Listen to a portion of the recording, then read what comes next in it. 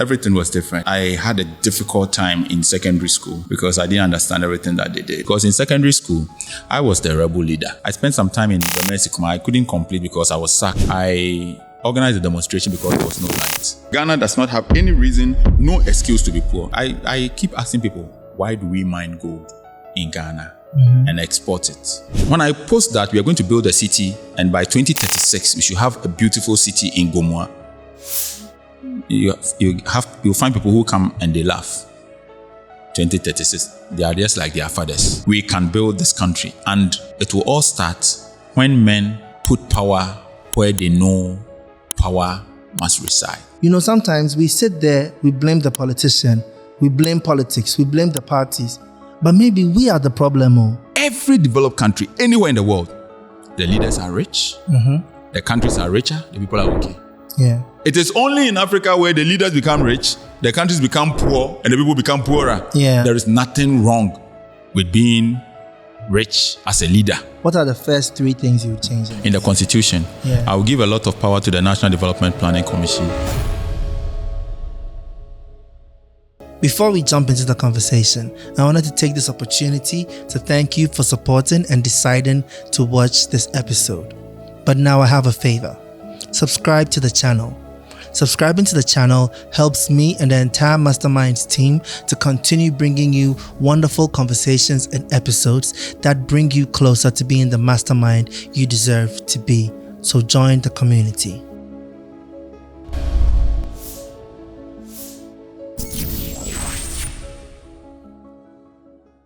Welcome to the Masterminds Podcast. As always, I am your awesome tour guide. My name is Richie Mensah, and I'll be guiding you on a journey to sharpen your most powerful weapon, your mind. Today's episode I have been waiting for so long, because even though he agreed to do this interview a long time ago, finding the time has been difficult because this man chose to serve, one of the hardest decisions anybody can make. Today I am seated with the awesome Kwame Asare Obeng, but as everybody likes to call him, A+. My boss man. Bro. How be? I'm good. There's a song that I remember about some few years ago. It's finally it's about to go down. So finally we are here. Charlie, so nice to have you here. Thank you for having me. First of all, congratulations. Thank you. You know, I've seen a lot of people. When they start out, you imagine what they should become, but mostly they don't achieve it. And we sit there and say, oh, what happened to this guy? But I remember from the first time that you used your voice to talk about social issues and the way things should be, to you actually being in a position to do something about it. And it's an amazing journey, you know. Yeah. Thank you.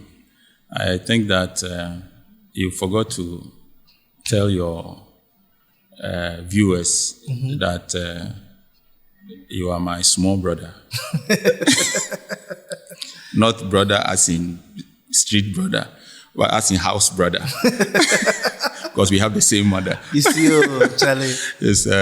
She's one person that checks up on me. We speak. And she's always talking about you. And she believes in me. She believes in you so much. You know, right from the beginning, Mommy always kept saying, hey, Richie, A+, sound. Yeah, so hello, Mommy. We are here. We are doing family things. Yes. Mommy, this episode is for you, eh? Yeah. Okay, let's start from the beginning. I always like to start from the beginning. Yeah. Let's look at growing up in Saltpond. What was the mindset of the small boy, the small Kwame, that helped shape you to become the man that you are all the way from Saltpond? I think that growing up, I wanted to have a voice. Okay. I was very different. I've always been different. When I was growing up, I didn't eat fufu. Okay. Not because I didn't like fufu, because I didn't like pounding fufu. And my father was a very fair guy. If you don't pound, you won't eat. So simple and short, I won't pound. So I won't eat. So the first day my mother saw me eating fufu, she was shocked. So did you pound it before you ate? No, in a chop bar. Okay. And then I was eating my fufu. I said, I will eat the fufu. I said,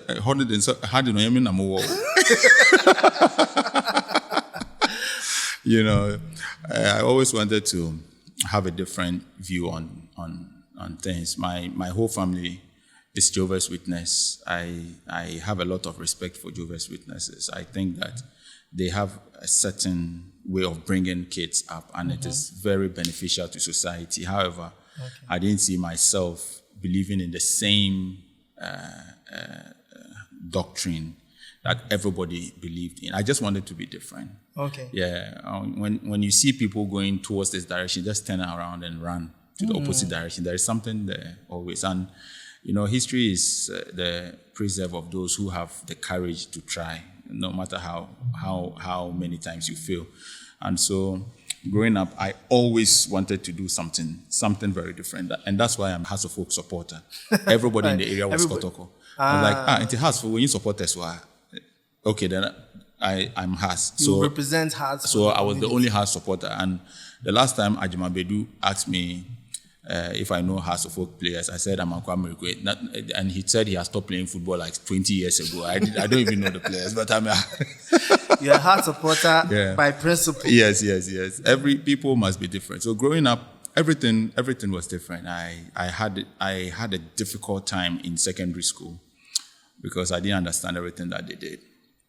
I thought that human beings had to be different. You had to think different. Yeah.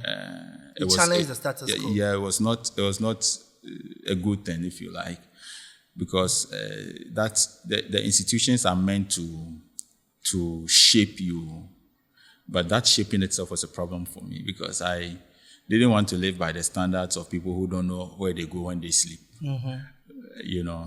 And so it has been very difficult. Okay, so that explains a lot. So that means you grew up there, if I'm allowed to say, the rebel. Yes. And I honestly speaking, that makes me understand certain things because you've always struck me as somebody who challenges the system. Yeah. And the truth is, if you're not able to think like that, you won't be able to build anything because you'll just become one of the followers. Yeah, I'm a very nice person. Okay. I know plenty of people who disagree, but okay. Yeah, it is, and I like people to have that image of me in their minds. It's fine. Okay. So when they come close, they see a different person, and they don't ever go. Okay. All my friends, all the people that you know were with me, or let me say, majority of the people that you know are my friends. Are still my friends. Those that you knew 20 years ago, 10 years ago. Yeah. They are still with me. They understand me. They know I'm the nicest person to be with. It's just that Canada Japan will say and everybody wants people wake up and the first thing they think about is how to treat people badly. And they expect people to accept it. Yeah. And that makes you a very good person. You just have to understand people. I'm the nicest person to be around, and I know. I've been friends with Dada Hafko forever. When I had my first child, I went with him to the hospital to pick my daughter from the hospital. We've still been friends, not just him, everybody. Yeah, just a few witches and wizards have found their way out. If you like, yeah. The witches and wizards, if you are watching right now, you know yourself. Anytime I'm on an interview like this, I say, listen, everybody likes Kwame. Yeah. Only witches and wizards don't like Kwame Plus. Everybody likes Kwame Plus. But the truth of the matter is, anybody who speaks their mind all the time, if you don't like them, then I personally think you are the problem. Yeah. Because the person is speaking their mind. They are speaking their truth. You are also free to speak your truth as well. Like, having a different opinion does not mean you should dislike somebody. I even don't care if you think I am the problem. I accept it. No, when I say I'm saying problem, I mean some people think that I am the problem. You think that they are the problem. Yeah. And some people think I am the problem or you are the problem. I don't even have a problem with that. I can be the problem. This whole world is a big problem. Yeah. And once you are not conforming to people's standards, what they expect, then you become the problem. I don't ever make trouble. I don't want to be the problem. But if you bring the problem, no problem.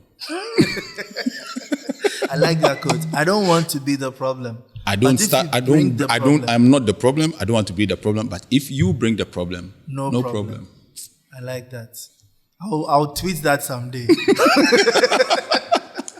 Let's go back to your father. Like how you mentioned, he won't let you eat if you don't pound the fufu. Yeah. So your father, I hear, opened the first private school in Gomoa Central. Yeah.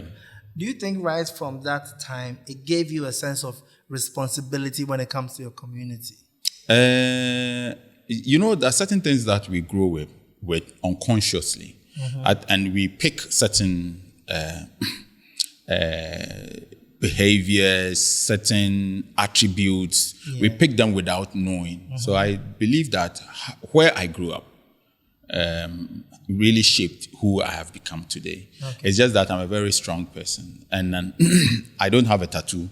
Not because I don't like it. It's something that I really like. I wish I could have one. But the only time I'll have a tattoo is when I can clean it when I want to. I don't want to have a tattoo that is stuck on you that forever. Is stuck on me forever. It would depress me. So even though my father had his own way of doing things, he was a Jehovah's Witness and all, and it shaped me at every given point. Periodically, I review everything and say, is it really what I want to do? Okay, I've accepted this for 10 years, but does it work? Will it work? Do I have to make some changes? So I'm not radical. I'm not extremist. At every point, today I believe that men must not wear earrings. I'm just making an example. Okay. But after 10 years, is it the same? Has it changed? So, this is how I look at things. Yeah. One of the most difficult things to do in financial planning is saving and investing towards a big goal. Now, let me tell you my secret that I used to overcome this challenge. I started to do small top-ups consistently on Achieve by Petra to save and invest towards my bigger financial goal. For instance, when I decided to come and shoot Masterminds in South Africa, I decided to top up daily, weekly, anything that I could until I raised enough to afford my tickets, my hotel, everything to bring this podcast to you from South Africa.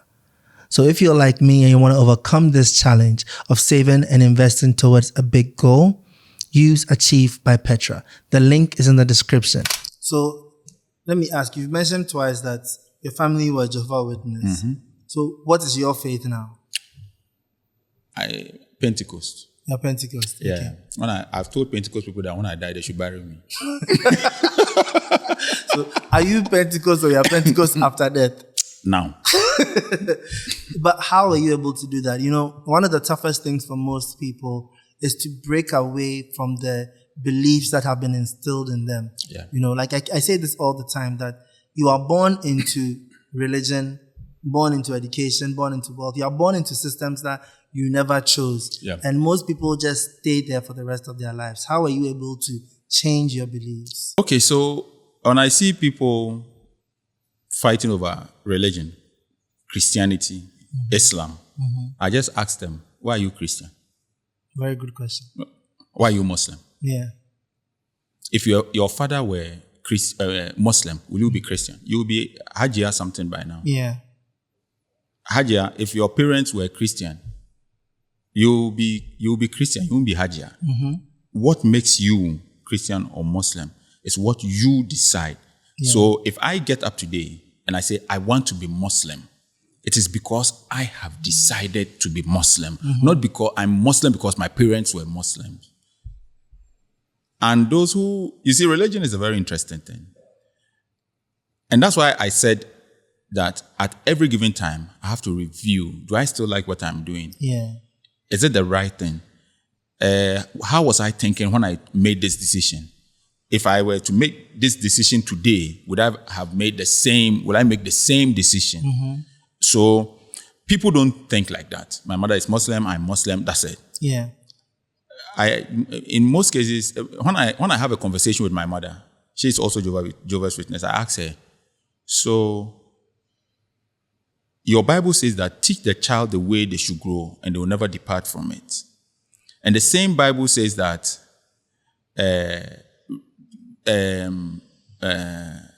honor your mother and your father so that your days will be long on earth. So Muhammad has to honor his parents by listening to them and being Muslim. Yeah. And Muhammad has to also honor his child. And your Bible is telling you that Muhammad's father should teach the child the way he should grow. He will never depart from it. Mm-hmm. And then you go and tell Muhammad that he should disobey his parents. And the way that do it is you come and become your... What are you doing? Your Bible is saying that don't do that, and you are doing it. True. So in actual fact, converting someone is against your religion. Your religion. Yeah. Your religion has told you that parents should teach their children the way they should grow, and they will never depart from it. Yeah. And you want Muhammad to depart. Mm-hmm. It is in your Bible. So I think that all of this is a state of mind. It's in your head. Yeah. I grew up and decided to make decisions for myself. My kids, my daughters, sometimes I ask their mothers, are you sure that when they grow, they will be happy that you... How difficult is it to pierce your ear when you are old? Why don't you leave them when they grow and they want to pierce? Let them Then pierce. They can do it. But why are you piercing their ear like now? Most of us don't realize that we pass on traditions, we pass on certain things without even questioning it. Yeah. And even asking, does the person want this? You Yep. know? And I've come to see it. So, like, let's say me, when I started watching football, right? This was like 98. Were you watching Arsenal? No. Please don't. You think I'll be mentally stable if I was watching Arsenal? No. So you are saying that we are not mentally. We are just trying to tell you that don't join us. We are going through our own problems. You always Arsenal, dear. But when I started watching football, which was 98, my father was a strong Manchester United fan. Mm-hmm. My brother was a strong Manchester United fan. And then the time I started watching, 98, 99, 2000, that was the height of the Ferguson era with Beckham and all, and Man U was winning the treble and everything. So I automatically became Manchester United fan. Now later on, when Ferguson left and coach after coach, then I'm getting depressed. You are stuck there. I'm stuck there. Yeah. I am stuck there. Yeah. And I keep asking myself sometimes that, okay, so if I was born in a different family, and maybe I started watching football. And you're watching Chelsea. Thank you. Would you be Manchester? Thank you. That is the issue. And most of us find it difficult. There are a lot of people who are stuck to Chelsea because Michael Essien was there and they went and watched Michael Essien and they became Chelsea fans. Yes.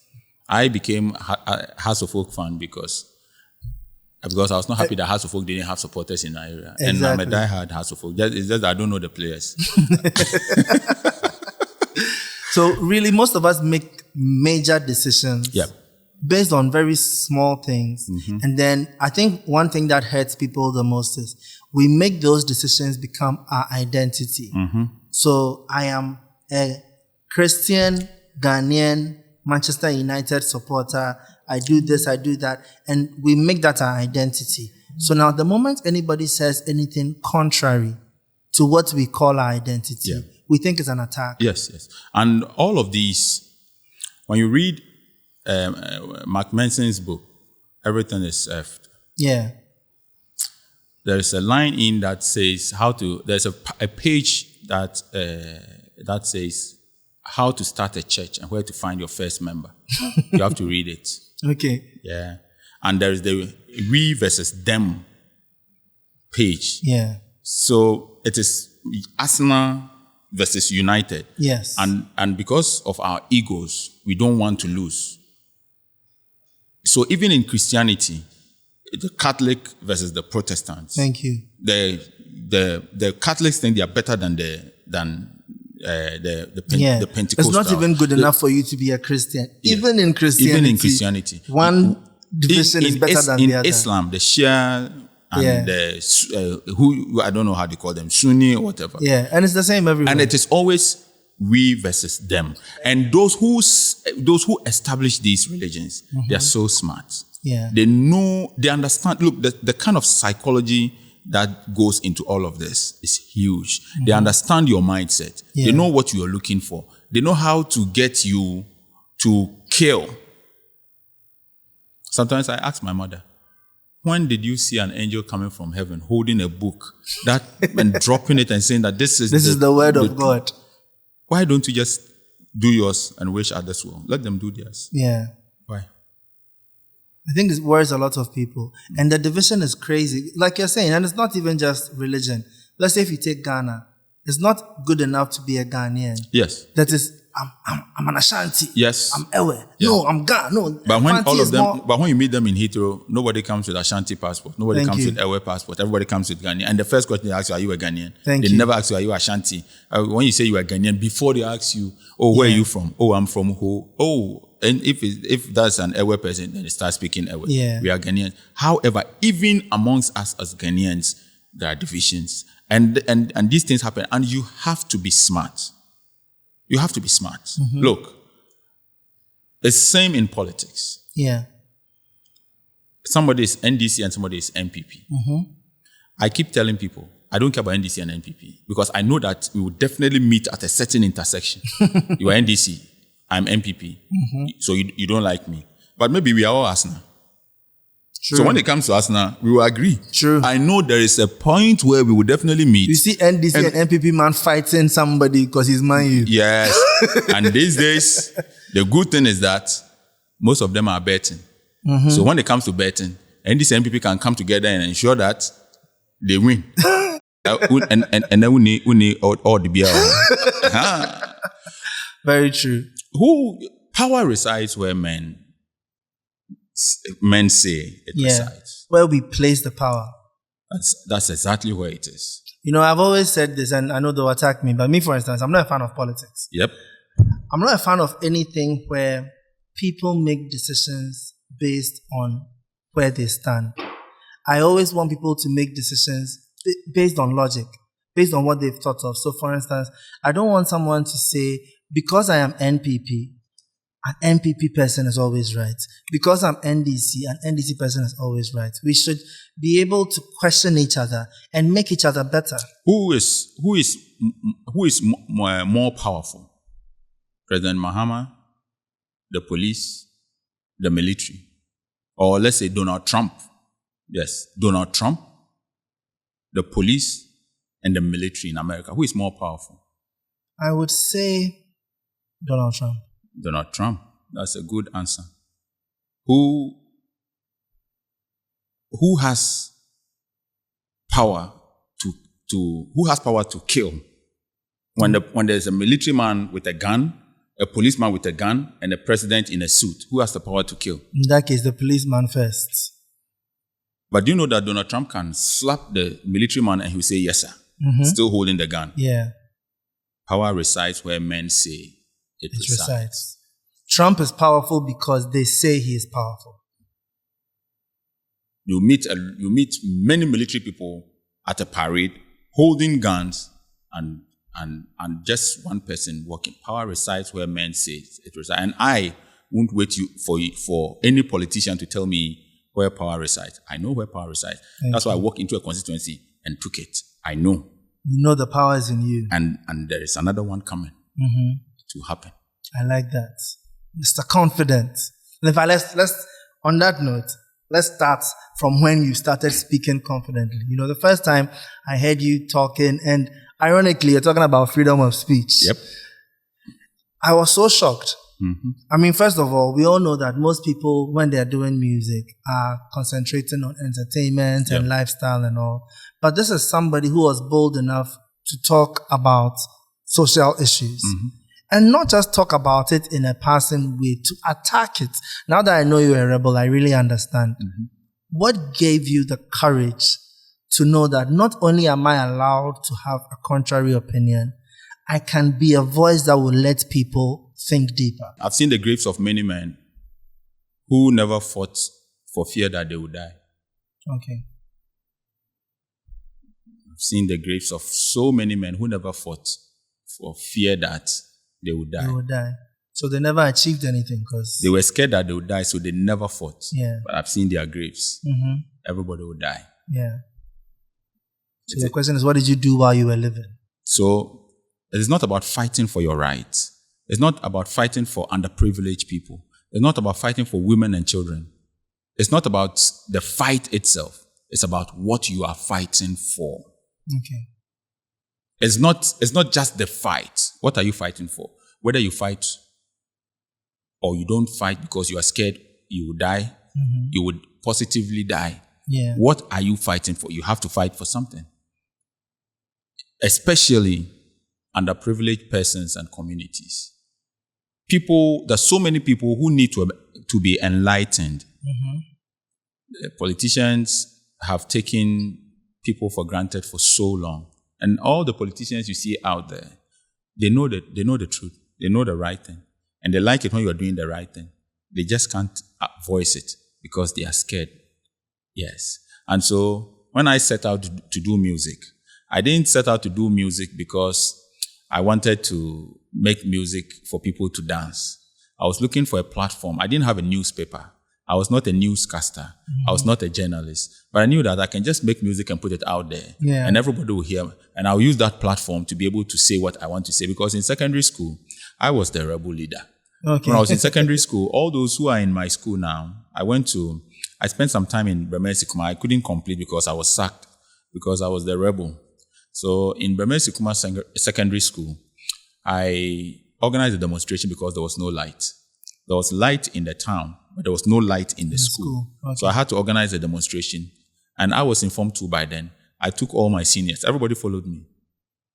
You see, politics, it doesn't start from... Oh, yeah, it starts from... I know somebody who was doing politics in small pools.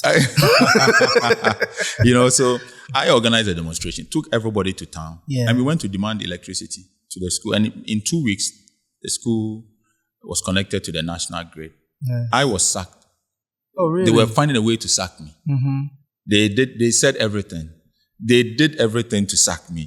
But today, I'm happy that the kids who are enjoying electricity in the school are enjoying it because of what I did. Yeah. So it didn't start from here.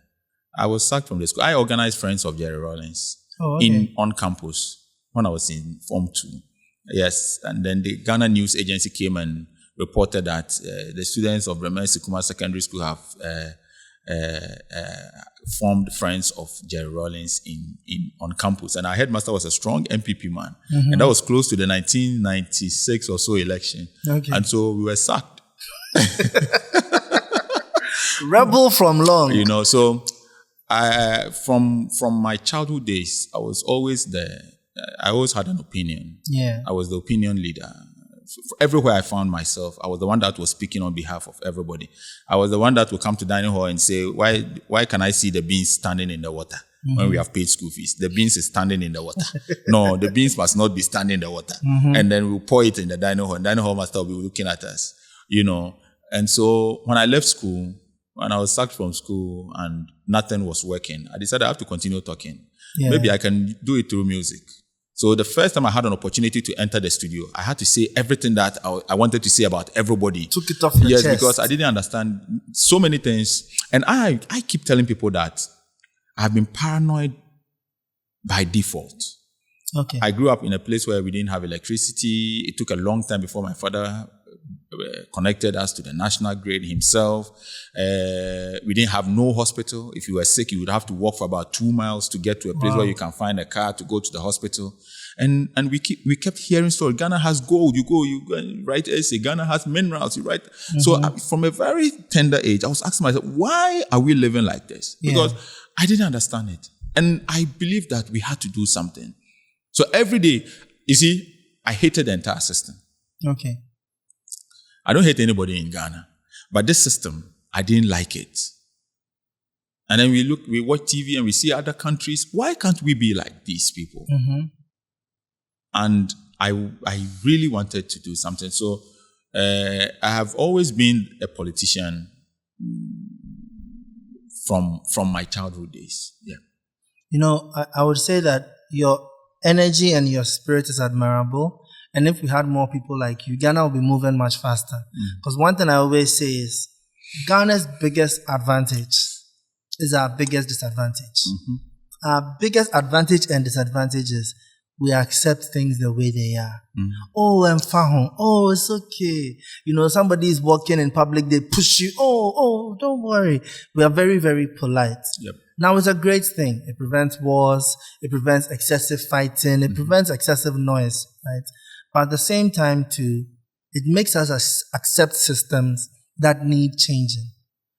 we are very okay with the fact that this thing has been going wrong for the past 40 years, but nobody's done anything about it. And it's fine. I don't need to be the one to do something about it. So when we have people like you who can watch and say, no, but there can be a better way. What can we do? Sometimes it's not even about finding the solution. No. Even just asking the question of what can we do can start, cascade of events that will lead to a solution. I think that the people of this country, like you said, don't know their power. They have been boxed into NDC, MPP, into various religions where you have to be obedient. Mm-hmm. And so immediately you find yourself outside their standards. Yeah. You become a deviant and all of that. And so that is the problem that we face. If I were president of Ghana, and maybe I don't have to share this, but I'll share it so that anybody who in the next 10, 20 years, when people see it being done, they'll say that A+ is ahead. A+ was ahead of its time. Mm-hmm. I keep asking people, why do we mine gold in Ghana and export it? Yeah. Why? It doesn't make sense to me. It doesn't make sense. And the last thing that I'll allow anybody to do is to make me feel like I'm not intelligent. And the first thing that I tell people when I start talking to them is that like I know. Mm-hmm. So if I feel like I'm not intelligent, I won't do the things that I have to do. So anytime I'm talking to people, I say, look, you see me, I get sense too much. So what would you do instead of exporting the gold? What is Bitcoin? Bitcoin is digital gold. Bitcoin is digital currency that is backed by speculation, backed by nothing. If it crashes, it crashes. That's everybody will lose their money. Yeah. Nothing. It's backed by the faith people have in it. Faith. Yeah. Bitcoin is like a church. Yeah, it is. It's a cult. That's why now Bitcoin, they say, in code we trust. The same way, the dollar would say, in God we trust. Now Bitcoin is in code we trust. So if people can create a digital currency that is backed by nothing, just speculation and faith and trust, and it is one Bitcoin is valued at $100,000. If I have gold, I'll create a stable coin that is backed by gold. And I believe strongly that everybody will buy mine because mine is not backed by speculation, it's backed by real world assets. Yeah. So when I mine gold, and I tell you that I have a gold mine, which has 2 million ounces of gold in this gold mine. And so I'm going to issue a stable coin to raise money to mine gold and back that coin with the gold that we mine. Everybody will give you money. Sure. Everybody will give you money. And gold has been the standard for wealth for thousands of years. Let's say Elon Musk buys a gold mine in Ghana today. Elon Musk, he comes to Ghana and he buys a huge gold mine. Do you know that his net worth will appreciate immediately? Yeah, as soon as he buys the mine. So he is going to buy a mine. Even before he mines, his net worth will appreciate. Yeah. So why is it that Ghana has so much gold but our net worth has not appreciated? Because, yeah. Elon Musk can just buy a land, do all the tests and know that, okay, there are 2 million ounces of gold here, and therefore it is part of his asset. Ghana has so millions of ounces of gold. Why is that nothing has appreciated? It's like you've been saying from the beginning, and it's not just power, it's also wealth. Yeah. Wealth is also determined by faith. And education. Thank you. And the kind of things that they are being taught. Yeah. They are not being taught to use their brain. So I keep telling people that when I die, you cannot use my brain for brain transplants. Because you've used it. It is overused. We are saying, but there are so many people that when they die, you open their head, take their hair full, brand new when you use. Because they did copy and paste. Use it. Yeah. You understand? There are so many people who have gone to school, but I ask myself, why is it that next month Dubai is hosting, I don't know how this war is going to affect this conference, but Dubai is hosting Token 2049. It's a crypto conference. That is where the world is moving to. Yeah. That is the new era of project financing. let's say I raise funds to build a city. Now I want to develop the Gomoa Central Special Economic Zone. I want to build an industrial park. I want to build a whole industrial city. I say, Richie, give me 10,000 cedis. I will give you shares in this. Yeah. As the city grows, the value of your money appreciate. But take this coin. I'm giving you this coin as your share in the city that we are building. Yeah. In the next 10 years, our city will be like Dubai. Do you know the revenue that we make and how much your coin will give you? People must apply. Look, people must think. And I don't care whether you have gone to all the school in the world, whether you came from Harvard. I think that you are not intelligent. And I don't know if the problem is because I'm also a black person. We have to start thinking. Yeah, what is the problem? Because let's even just take Ghana. The Africa problem there is big, but let's even just take Ghana. Like gold and cocoa are two of the most luxurious industries in the world. And we are highest exporters in both of them. Like, they mention Ghana in every conversation in these industries when they are talking globally. So why can Ghana not boast of wealth? Ghana does not have any excuse to be poor. Yeah, we don't. Ghana does not have any reason, no excuse to be poor. And I'm excited that, you see, this president, the only problem that he has is that he's a member of a party. And you know how these parties, but he's a strong man. So he's pushing through and he's doing a lot. And the system is the system that he inherited, or not the system that he inherited, but this system for so many years has been destroyed to the extent that it becomes difficult for anybody to change it in 4 years. But you have to show that it is something that you can do. And that is exactly what he has shown. And I like him. I keep telling people, look, you cannot box me into any party. It's not possible. Someone from the beginning, you've criticized MPP, NDC. Look, it will not work. And you cannot win an election against me. Me, I don't steal common fund, so I don't lie. Okay. I don't steal common fund. Like, they brought money, common fund. We are going to use common fund. MP's common fund, use it to do A, B, C, D. Me, I won't chop it. So I'll tell you my mind. I'm not going to steal it. Most politicians are scared of electorates because they will steal the money. So they have something to be afraid of. Yeah. If you don't vote for me, I don't care. Last about a week ago, somebody said, "Oh, you'll be a one-term MP." I was like, "Wow, one-term MP." Let me tell you something. Between now and 2028, Dangote will send me a text message. I'm trying to reach you. Please call back. Do you know the things I will do between now and that election that you are thinking about election? You know the things that I'll do with this, my brain, in 3 years. And the kind of people who want to have a conversation with me that you are only thinking about election. No, don't think like that. But don't you think that's part of the problem? Ghana must not be poor. Ghana must not be poor. We have no reason to be poor. No child in this country must go to bed hungry. It must not happen. We have everything to make every child happy, to make every woman happy, to make every hardworking father successful. There is no excuse to be poor. But the reason why we are poor, the reason why we are not taking advantage of all the resources that we have, is because the politicians are scared of the electorates. It's because they are scared of the next election. I am not scared of the next election. You won't pass parliament to heaven. If there is heaven, that's not where you pass to heaven. I'm not scared of the next election. And I want to show Ghanaians that when you do the right thing, the people will reward you. If they are scared, the politicians don't have the will. They know the right decisions to take. And I was so excited about something the president said at the last State of the Nation address. He said, I know it is difficult, but we have to take that bold decision. That is a leader. Most leaders can't do that. Most leaders can't do that. And so the reason why we are poor and we are where we are is because we don't have leaders who are courageous enough. Why do you allow Chinese people to come here, fill up lagoons because they want to build on it?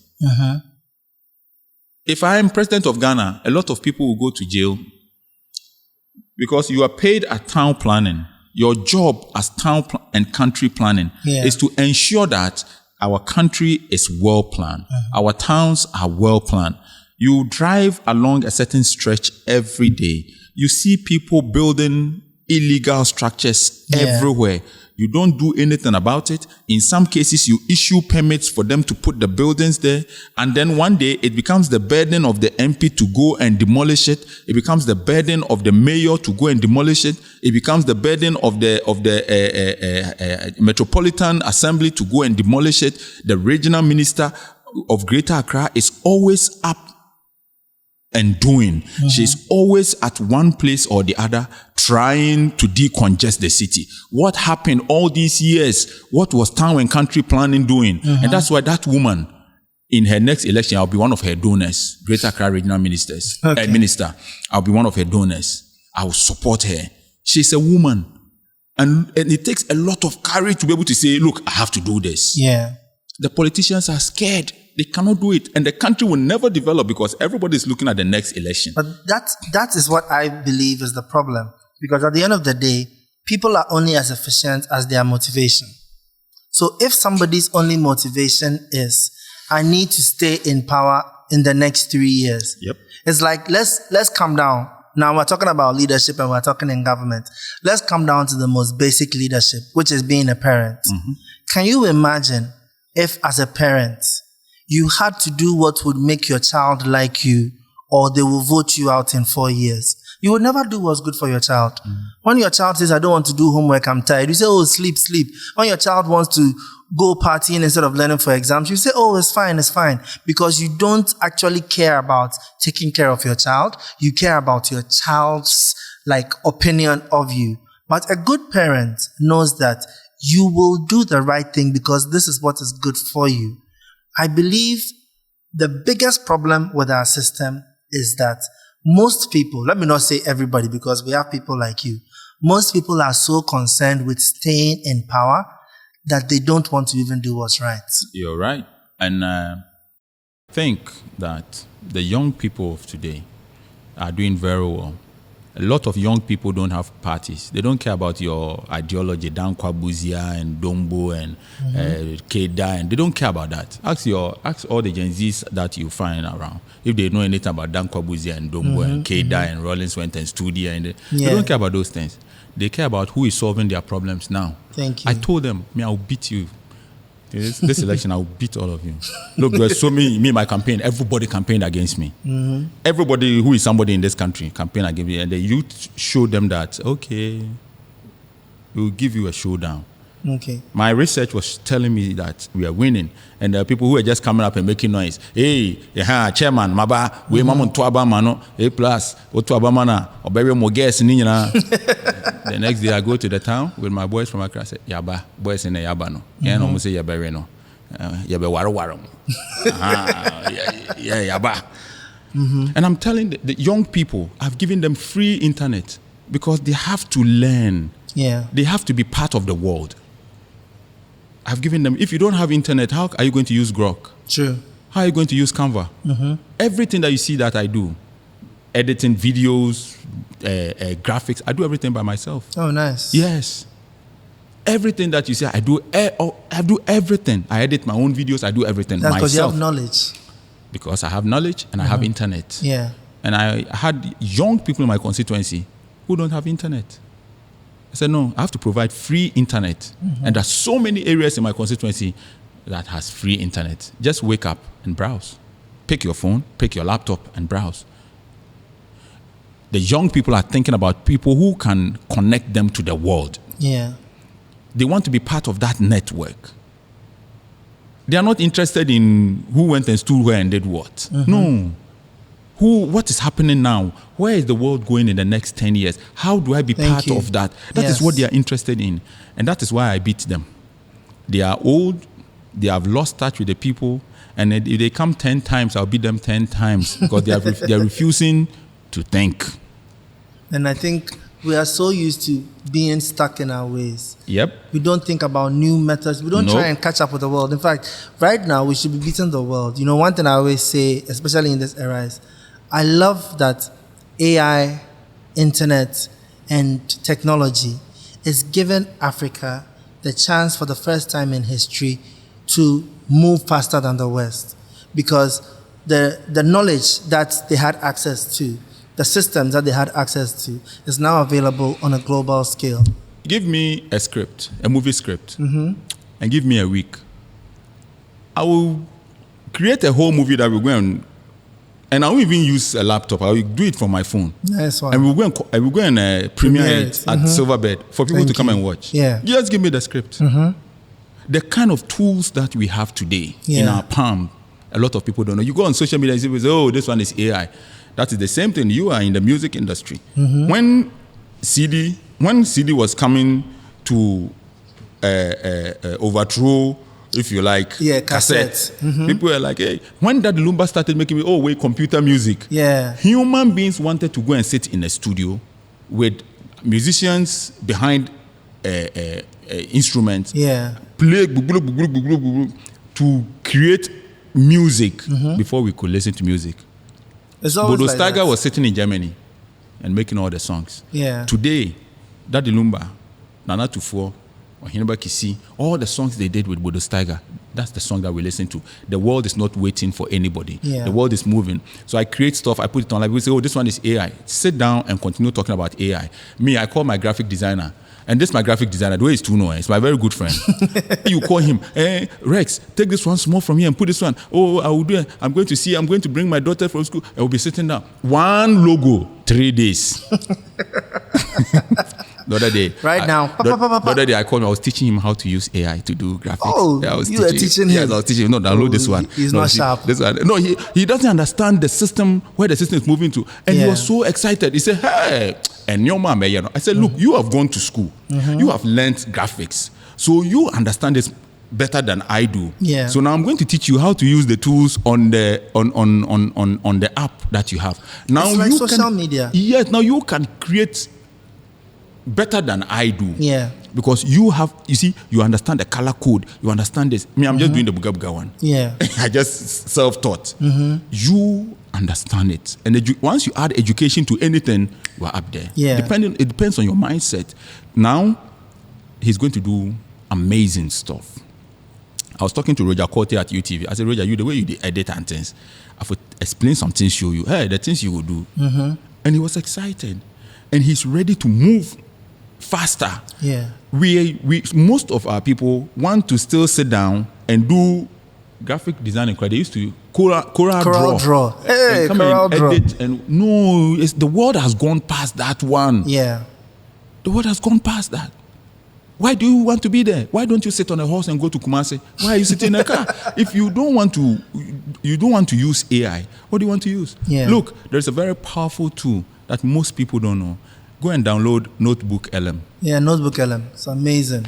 Download Notebook LM. That's wonderful research. Use the premier version. Look, it does all my work for me. I don't have to think again. My brain is now to think about very, very important things. I'm not going to sit behind a computer and do PowerPoint presentation and put this one here and change the... No, that time is long gone. If you are still doing that, I'm telling you, you are living 20 years ago, 10 years ago. We have gone past that stage. I hear people, some of this music, they say, oh, this one, he uses AI to make music. The music, they say, do it. Put it on YouTube. People will go and watch. Then YouTube will give you money. YouTube never said, I don't use AI. The people who are dancing didn't say they don't like AI. What is your problem? Why are you sitting home? You're always complaining about every new thing. You never move on. That is typical. It's always like that. Let's take social media as an example.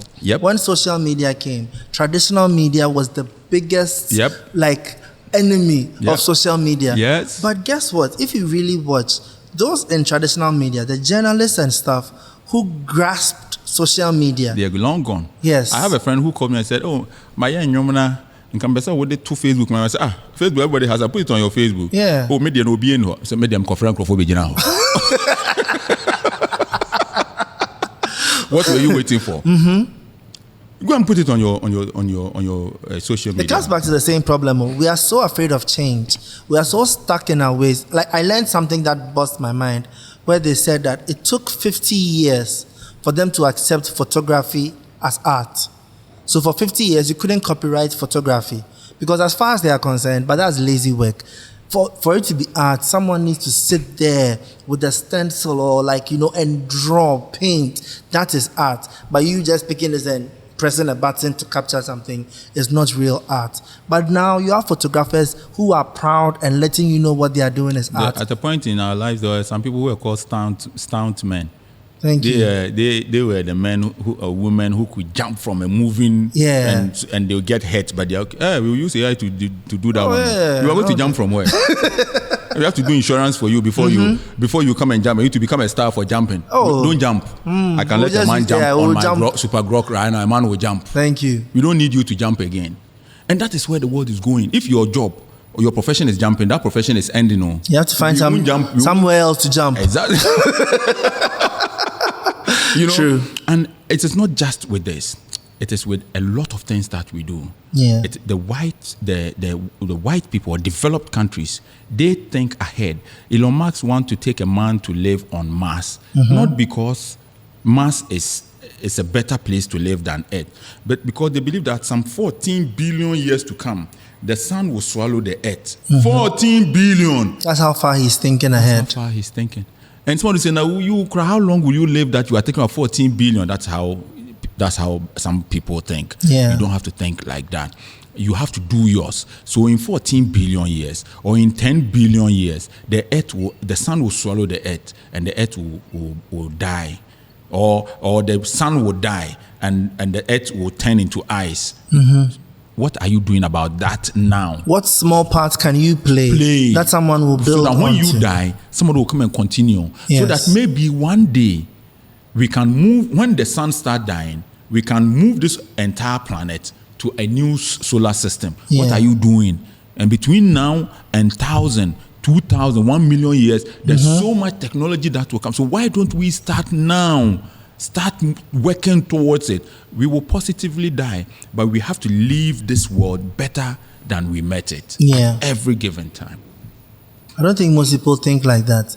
So do you think it's short-sightedness? Because it's hard for most people to even think 6 months. Forget 14 billion. Forget 5-year plan. 6 months. Like I'll see somebody finish their salary within the first 3 days and say, like that's being able to think long term. I understand them. In a university. And I got my admission letter. Then I realized that I have to spend 4 years. 4 years. Charlie. And there was this bad friend that I have. He's still my friend. The first day I went to school, I came back, I said, I can't 4 years, that Ben Yechina. Yeah. But I've completed so many years ago. You understand? Yeah. At that time, and so many years have passed. So far away. Yes. I want to build a city in 10 years. And I go on social media. I mean, when I post anything I post, I read comments. It helps me to do better. Those who insult, those who don't insult, those who the praise singers, I read. I have time to read. Now, when I post that we are going to build a city, and by 2036 we should have a beautiful city in Gomoa, you'll find people who come and they laugh. 2036, they are just like their fathers. That's how their fathers were thinking. Their fathers never believed that we will be in 2026 today. And that's why they never bought Benz. The same mindset, ne papa and Benz. I mean, shallow-minded, papa and Benz. Also, you are doing the same thing, Benz. The tradition must go on. You understand? I see them. They are not thinking beyond 10 years. So let's say I'm not even able to complete it in 10 years and I die. Somebody else can I have to build a foundation for somebody to continue. Thank you. Look, the first day that my spatial developer brought the phase 1 scheme, the layout, and came to do a presentation, I had my whole team. Everybody was there, the busy team, they were watching. We will have factories here, we'll build houses here. This place is going to be a green area. We'll have a lake here.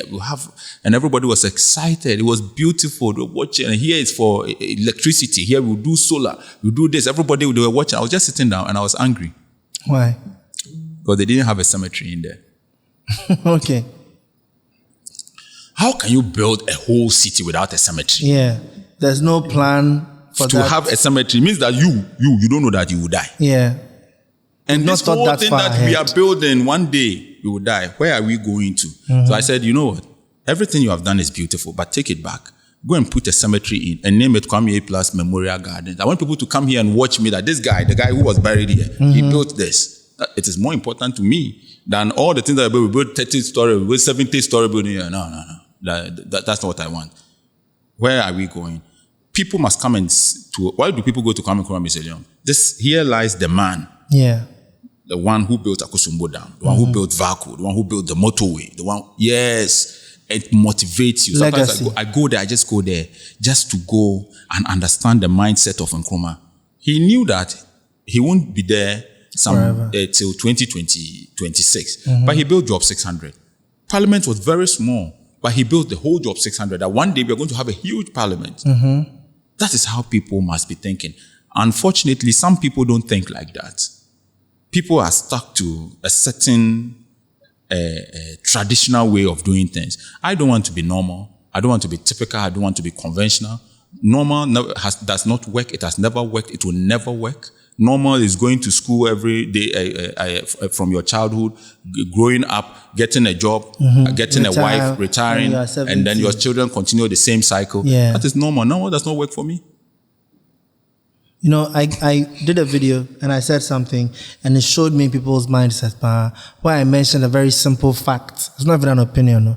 A simple fact that if you invest 20 cedis a day, compound interest means that within 20 to 25 years, you will be a millionaire. Like, it is a fact. Based on the math. It's a fact. It's a fact.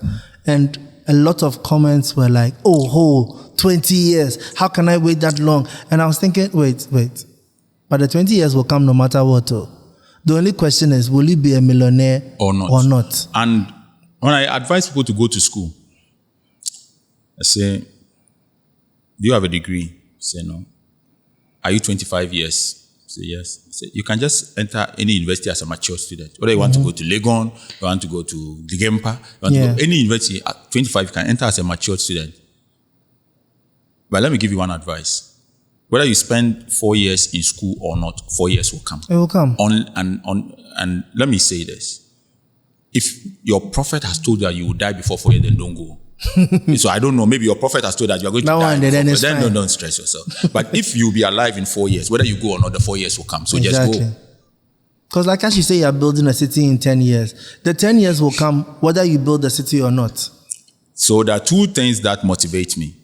In 10 years, are we going to have a beautiful city here? Or we are going to have grass cutter living here? Thank you.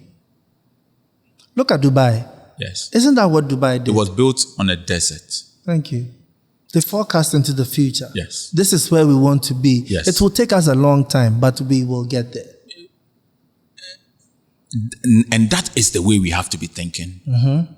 Look, this country, anybody that tells me that we can't build this country, I just look at them and I laugh. We can build this country. We can build a country for the youth to find purpose, for people to be proud to be Kenyans. Everybody wants to come to Ghana. We can build this country. And it will all start when men put power where they know power must reside. Yeah. People want to vote. Me, in my constituency, it has become difficult for everybody. Every politician. If your way of politics is sharing rice and oil, maybe one money and watch him. Richie, you don't go fish show me anything. Like you will come share rice. Hey, I go share rice where it go over you. If you want anything you want to share, I will share more than you. But here you even had to self-fund your campaign and everything. There is nobody in this country, apart from my friend, apart from two friends, who will call me and say, Charlie, where you dey? You get money, the campaign will support you. It's Dr. Sledge and Clemens Jato. Both of them. There's nobody in this country, and my friend Naneje, he bought me some motors. God bless Naneje. Nice one. Who will come to me, and I have a friend, she gave me 500 cedis. And I appreciate, look, Irama. Irama is my mate at, she was my mate when I was doing my LLB, my degree in law. Yeah. Yeah. He said, Bra Kwame, the person me bua o. He said, oh, Era, Bra Kwame, if I don't do something and you win this election and I'm not part of it, I said, oh, you can just come and let's do house to house, let's talk. You say, no. Yeah, let me send you Momo. And she sent me 500 Ghana. At least it's a contribution. And I was so excited. I called her and said, Era, this is the widow's mite that Jesus Christ spoke about. And don't think it's small. I really, really, really appreciate it. Mm-hmm. And to make sure that that money she sent me is working for the campaign, I sent 100 CDs to some of my coordinators. And I said, you have to use this one to buy data, to be sending information. Because I wanted the money to be part of the campaign. Yeah. Yes. You know, but all the big men, this person is a big man, he has money, their campaign, this one finance. There is no big man in this country that can come to me and say that when A+ was campaign, I gave them money. Yeah, they gave my opponent money. What made you so bold? I need to understand. They gave my opponent money. Mm-hmm. Then I got information that, the opponent, on the election day, she has money she's going to share. Say, how much? Say, 500,000 Ghana. I say, 500,000 Ghana. Me, I won't share money. But as I'm talking to you now, I'm sitting in a car with my feet on top of 3.5 million. I don't even know what to use it for. That's why after my campaign, I organized the gospel jam. I wanted to do party. I had plenty of money to spend on my campaign. I don't need you. So in my constituency, it's not about sharing money. If you have money, come. We will show you money in 3D. We go define money, show you. Mm-hmm. But we'll spend that money on building new roads, on building water, on providing furniture for school kids. There is no school in my constituency where kids sit on the floor. Okay. If I have to use my money, I'll use it. But if you come and try that, then me, I'm going to buy rice and go and share rice so that I'll win the vote. There are so many people who like rice, and rice will how do you call it? Will convince them to vote for you. Me, I have rice more than you. But how do we also get the people to think like that? I'm glad you did it in your constituency. How do we magnify this to all of Ghana for people to not care about the instant benefits, but think about the long-term benefits? Like, instead of saying, give me 50 cedis so I vote for you, think about the person who bought the furniture. People are living here in this Achimota area. Boys, the number of boys, the people that live here, their level of enlightenment, the education. Yeah. And you cannot wake up one day, the boys in Achimota come together and say, we are taking Richie as our MP. Mm-hmm. And this is what we expect of him. Everybody is NDC MPP. That's my mother and my father. You are not thinking. You don't think. You live in Achimota. You can't think. Mm-hmm. NDC and MPP has to think. NDC and MPP is people's businesses. It's people's businesses. Mm-hmm. And NDC and MPP, there's sensible people in NDC and MPP. They like us. Me. When you go to parliament, when you go into government, the big men, they like me, but they can't say it. Say that plus, we a hard guy. Ghana, we need this in Ghana. Mm-hmm. You don't know that the big men, they like the thing that you are scared to do, they like it. Yeah. Everybody wants a better Ghana. But they find themselves in an area where they cannot say certain things, and they are not wrong. Even God does not say everything every time. He speaks in parables. When David went for somebody's wife, God kept quiet. God sent Nathan. God sent Nathan to the house. Mm-hmm. When he went, Nathan didn't go and say, hey, I'm the prophet. You a very fucking guy. Went and took somebody's wife. You a fool. No, God didn't do that. Mm-hmm. Nathan went and said, my king, there is a man who is rich and has many sheep. And there's another guy who's poor with just one sheep. And the one who has many sheep, the rich man, went and took the poor man's one sheep and used it to cook for his guests. What do you think should happen to that guy? David said, that thing happened in my kingdom. That person must die. Nathan said, I'm sorry, but it's you. Even God going to tell David the wrong thing that he had done for taking somebody's wife. He had to pass corner. Because God knew that maybe he and David, they get some one or two. You understand? So even God does not speak by heart. Mm-hmm. So these big men, they know that what Richie is doing with A+ on the show is good. They are doing the right thing. But they can't come and say it based on their position. So you, the young person, that who is sitting down there and refusing to think, and you are scared that you are going to do this, and you ask A+, how did you gather the courage? How were you able to do it? Mm-hmm. Please, the people, they like it. So you should gather the courage too. And I think that is where the change will start from. Let's be honest, right? The politician or the man who is thinking about being elected in the next 3 years is reacting to the people.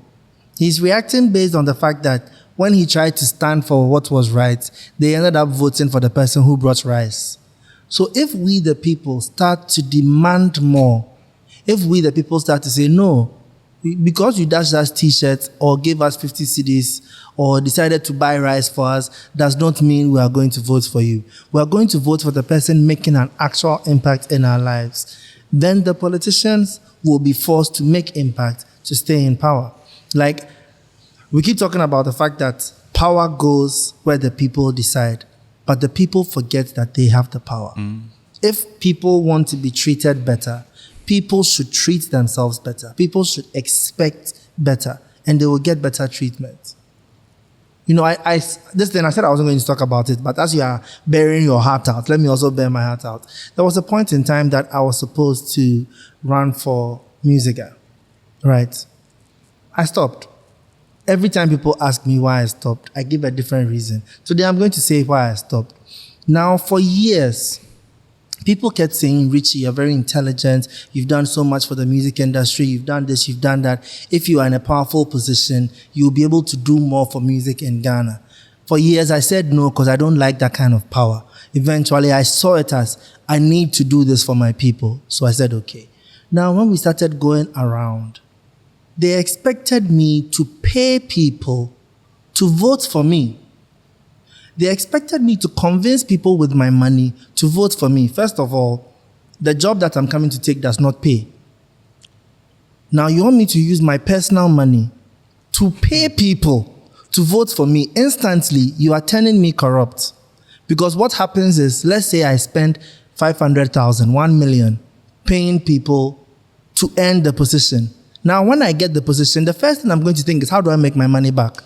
And the position doesn't pay. So now when any money comes from some side, I'll be thinking, how do I make the money I spent back? One, I've become corrupt. Two, if the people who I am coming to help long term are more interested in the 50 cedis, 100 cedis they will get today, are they actually going to appreciate the real help that I'll give them? And all these things made me realize that, sometimes we sit there, we blame the politician, we blame politics, we blame the parties. But maybe we are the problem. Maybe us expecting this person to fund our fufu for tonight, instead of thinking about the person who's going to make the next 8 years better for us, is what makes us keep choosing the wrong leaders. Yep. And what pushes away the right kind of leader. Because most people will either not have the, not want to be associated with that kind of lifestyle, or not have the strength to fight the system. Someone like you is here because you have the strength to fight the system. You saw the bad thing. You said, I will go through and change the system. So sometimes, I see all the time people come online and politicians this, politicians are corrupt. Like, for instance, we say policemen are corrupt. They are always taking bribe. Who's paying the bribe? Who's bribing the policeman?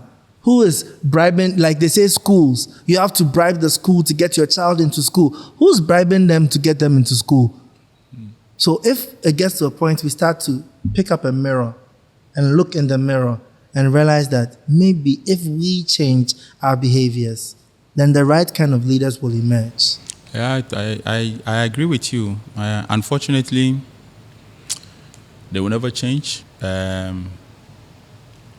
We have to do something different. Mm-hmm. We are talking about corruption.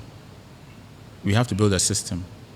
There is no perfect system, a perfect human being anywhere in the world. Yeah. Anywhere. If you go to America and switch off all the speed cameras, you will see Formula One. Yeah. There are no speed cameras. They are only doing the right thing because the cameras are watching. Because they're afraid of being caught. Yes.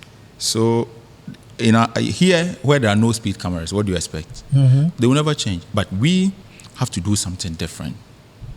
Yeah. We have to act different.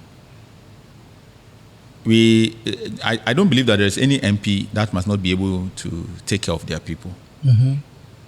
my job was to go around, raise funds for people for emergency health care, for this, this person is sick, we come on Facebook, donate to this Momo number. Now government gives me common fund. I'm not out there looking for money. I'll use that common fund to solve the problems in the constituency. Yeah. It's not my money. I will not spend it. But it has to start with you spending your money before it got there. I get there. The people of Ghana have enjoyed this system for so many decades, and it's difficult to change them overnight. But gradually, we have to build systems that prevent the things that we want to stop. We have to prevent it. And we can build the systems, but we need to be strong. The worst system that we have in this country is our constitution and the kind of democracy that we are practicing. Yeah. We will never develop. With this constitution and this democracy, we will never develop. The only thing we'll do is that people will come to Ghana in December, then we will have dirty December, then they will dance at polo, and they'll say, oh, Ghana is sweet, and then they'll go, but we will never develop. So let me ask you this question. If you had the power to change the constituency right now, what are the first 3 things you would change in it? In the constitution? Yeah. I would give a lot of power to the National Development Planning Commission instead of giving the power to the politician, so that the National Development Planning Commission would develop a blueprint for Ghana that we will all follow. It doesn't only start with infrastructure, but it starts with the mindset of the people. And so the National Development Planning Commission must have a say in basic education. They have to develop a kind of education that would help the country develop in future. That is one. Number 2, I will remove term limits from the constitution. No country in this world has developed with this kind of democracy, where every 4 years, after 8 years, you can't contest another election. Since 1992, one thing that we have done is that every government performs in its first 4 years. And then, because the incentive to perform is the next election. And then after they perform and win the next election, they stop performing because there is no incentive to perform again. And so if you, that is why every government loses election after 8 years. Immediately, when they are going for their 8 years, they know that they are not coming. The president knows that he's not contesting again. Any country that would develop, there must be an incentive to perform, because they know that they are going to contest in the next election. In Ghana, if you are not performing, people vote against you. For instance, if Akufo-Addo had contested in the last election, there was no way he was going to win. And so this 4-year, 8-year thing is destroying this country. There is no country, there is not a single example of any country in the history of this world that has developed with this democracy. Not even America. America never had term limits in 150 years. They only had term limits in 1951. After they introduced the 22nd Amendment, that is when they introduced term limit. You see that there were so many presidents who stepped down after 8 years. It was not law. It was just a tradition that they embraced, because somebody stepped down after 8 years and it became a tradition. But the law itself was the 22nd Amendment. And they only introduced that after they had industrialized, after they had built a whole their country. Then they introduced this. In the UK, in about 10 years, there's been so many government prime ministers that have come and gone. It started with David Cameron. It came to Theresa May. It came to Boris. It came to Boris Johnson. It came to, I think there was one before Boris Johnson. It came to Liz Truss. It came to Rishi Sunak. It has gone on and on. Every time there is change in prime minister. Somebody was prime minister for about 3 months or so, a couple of months, and then she had to leave. Can you do that in Ghana? Why isn't it affecting their economy? Why isn't it affecting their nation? Because they have already built. They can experiment all of these things. Everything is well structured. If you want to change government in Ghana every 2 years, every 3 months, this whole country, this whole system will collapse.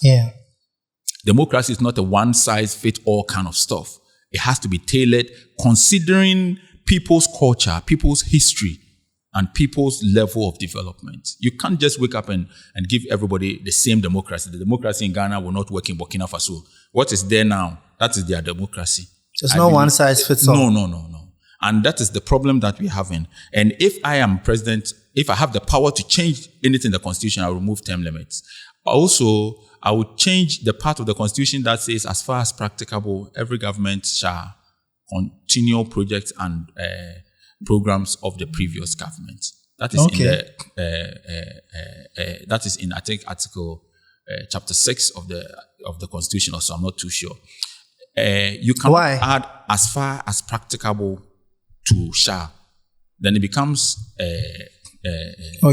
then it becomes how do you call it? You leave it in the hands of the leaders to decide when it's practicable and when it is not. It has to be that the National Development Planning Commission will develop a blueprint for the country, and every government has to follow. Okay. I actually thought you were going to say that they shouldn't continue. So I was worried every government must follow. This is the blueprint. Yes. If you change the president every morning, it doesn't matter. This is our blueprint. This is where we are from. This is where we are going, and everybody must follow. Simple. 100%. What will it actually take to make these changes in the Constitution? It will take me and you. There are some clauses in the Constitution that are entrenched clauses, and the Constitution is very clear on how to change entrenched clauses. You need to go through a referendum. It has to come to Parliament. It's a whole process. Because the framers were very smart. They didn't want us to be able to touch certain laws easily. Just like that. You need a certain majority to ensure that, yes, people really, really want to do that. And that is the reason why, the reason why they made it like that. So it takes you and I. We have to know our power. We have to test the law through the Supreme Court, through campaigns. There are people who wanted to be gay, and they wanted to be open, and they wanted to legalize it. They started. It took so many years. Yeah. One day, in their countries, gay and marriages were legal, and those who refused to register them were rather breaking the law. Everything that you want to do has to start from somewhere. You have to agitate. You have to demonstrate. That's what the law allows you to demonstrate. These are things that we have to do. We have to know our power, and we have to get out there and take advantage of it and do it. But do you think people actually understand? Because you see, I'm listening to the points that you are making, and there's so much logic in it. But do you think people will understand the logic and not take it from an emotional point? Let's say, for instance, when you talk about you removing term limits, right? It's perfect sense. If somebody is being able to run the country effectively, why not allow them? But don't you think this would be seen as a partisan thing where people will feel, oh, why you be a year?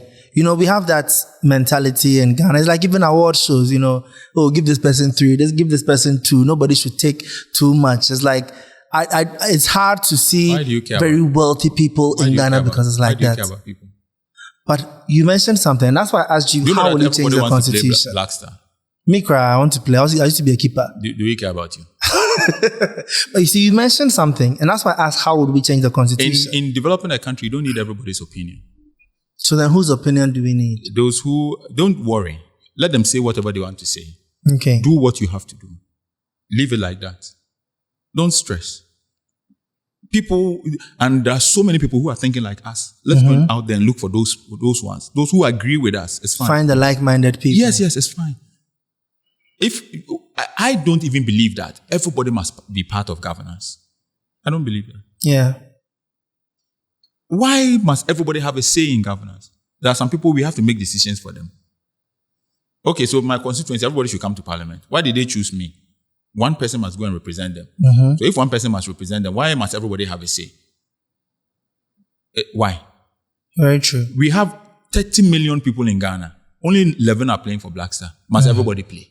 Because not everybody can play football. Substitute player. Right. We have so many people in Ghana. How many are going to compete in the Olympics for Ghana? Yeah. We have so many people in Ghana. How many are doctors? How many are teachers? Why is that when it comes to governance, everybody must be part? Why? So then let me ask you, because I've seen a controversial argument where somebody even said they don't think everybody should vote. I myself, I agree with them. You agree with them? You are living in your mother's house.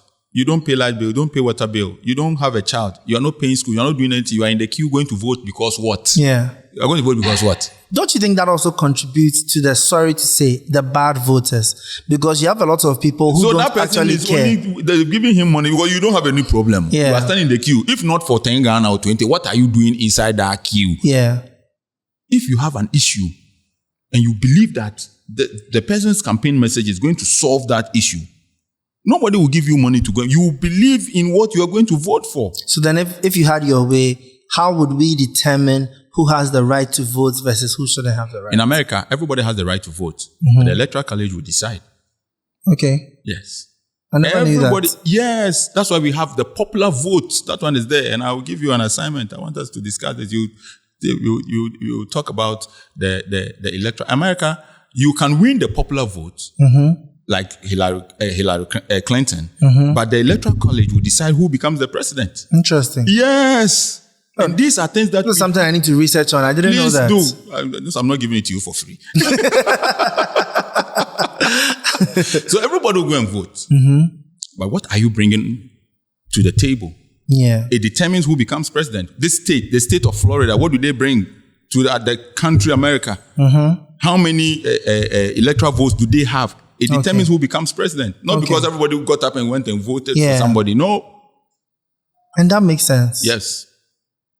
That makes sense because sometimes, voting becomes, sorry to say, a bit unfair because everybody carries the same weight. So the person who spent 4 years researching, documenting things, making a practical, logical decision carries the same weight as somebody who just said, today is voting day, let me go and vote. I use my money to build roads, to pay people in school. Then election day, say we are all going to make the same decision. Yeah. You two you are not paying school fees. You are living your mother's. You are not. This one doesn't make sense. People must. You see, if you ask me, I believe that we have to select a group of people who are going to run this country for 20 years. Nobody should ask them any question. We have given the country. See, that sounds good, but would it work? When I say would it work, not would the people be able to run it, would the rest of the people understand that? That's worked in China. China does not care about the rest of the people. All they do for the rest of the people is to better their lives. So when you go to China, when you go to Saudi Arabia, it's the king. When you marry, they give you money, they give you house, they give you as a Saudi national, you're enjoying a lot. That is what the rest of people must get. You go to UAE, the rest of the people are enjoying. They don't care whether the king is riding in a gold-plated private jet. They don't care. They are okay. Yeah. So this place, the reason why the rest of people don't agree is that the leaders are greedy. They want to bath in the air when the tap is not flowing on the ground. Yeah. So the rest of the people won't be happy with you. If I had my 3 square meals, I don't mind if you are in your mansion. Look, the king of England had a dinner in France and it cost over 600,000 euros. The people of England are not angry. No, they are not. Are they complaining? No, they are okay. They are okay in their lives. Go to China. In every developed country, every developed country, anywhere in the world, the leaders are rich. The countries are richer. The people are okay. Yeah. It is only in Africa where the leaders become rich, the countries become poor, and the people become poorer. Yeah. There is nothing wrong with being rich as a leader. Look, when you do the right thing, you make so much money. I mean, it's like a CEO. If your CEO is getting $500,000 a month and you are getting enough of a salary, you're getting your benefits, you are cool. Go to Wall Street, all the big CEOs. Go and check their net worth. Huge. Elon Musk, how much is Tesla paying him? 80. They want to make him a trillionaire. Yeah. The company must develop. So if I am developing Gomoa, I am building an industrial park. I'm building a whole industrial city. I want to build a port in Gomoa. And the people are working everywhere. Who cares about me driving a Rolls Royce? Who cares? But today, my roads are bad. I buy a Phantom. I drive on that road. I'm mad. I remember I saw a CEO. You this example, I'll give it. He's my friend. I'll go take that shoe. But I have to ask you this question, right? This is the last question. Okay. I have to ask you this question. You've given so many insightful things, so many wonderful ideas. But the question is, will you ever be ready to execute it? Will you be ready to ever be president of Ghana? There's one thing that I've never been, desperate. I just sleep, I wake up, and I work towards an opportunity. Okay. Instead of an opportunity knocking and me not be ready. I'm always ready. And I'm not desperate because I believe in the right time. And the right time will definitely come. I'm working hard and I don't want to campaign and tell people that, look at me, I can do this. No, I want to tell them, look, I did this. I did that. I did this. And you vote for me. We are going to continue by doing this. Yes. So, I don't want to promise. I don't want to speak. I want to show them. Action over words. Yes. I like that. Do something for me. Look in that camera right there. Imagine that young boy or that young girl who has ideas, who could make a change, who has a voice, but is afraid to walk down that path? What advice can you give them to give them the mindset to make a real difference in life? I would just tell them that I came to Accra somewhere in 1998. I didn't have family here, no education, no job. I didn't know where my next meal was going to come from, but I still came. I used to sleep in a kiosk in Dakuma Junction. I used to sleep in Sylvester Studio at Dakuma Junction. And I'm still here today.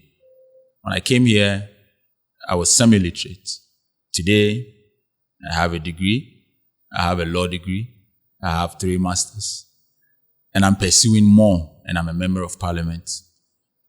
And you were born here. You have a place to sleep. Your parents are here. You don't have any reason not to make it. You have to just decide, make a decision to use your brain. It's not pay-per-use. It's free. Nobody will charge you. Use it. And there's one thing that you don't ever have to do. Don't ever allow the standards of people who don't know where they go when they sleep to decide what you want to do for yourself. Just be truthful to yourself and to your God. And always remember what your mother told you. Thank you so much, Charlie. Honestly, I've always admired you. You know how my mom feels about you. But having this one-on-one conversation has taken my respect for you to another level. Thank you. Thanks so much for honoring the invitation. You're welcome. And I hope this brought you another step closer to being the mastermind you are determined and destined to be. Thank you for watching this episode. Now, the Mastermind's dream is about building a community of people who have the right mindset and are ready to take their success into their own hands. So do me this wonderful favor. Subscribe and share with anybody out there who you believe you want to see have the right mindset to succeed, so that together we can all become the masterminds we deserve to be.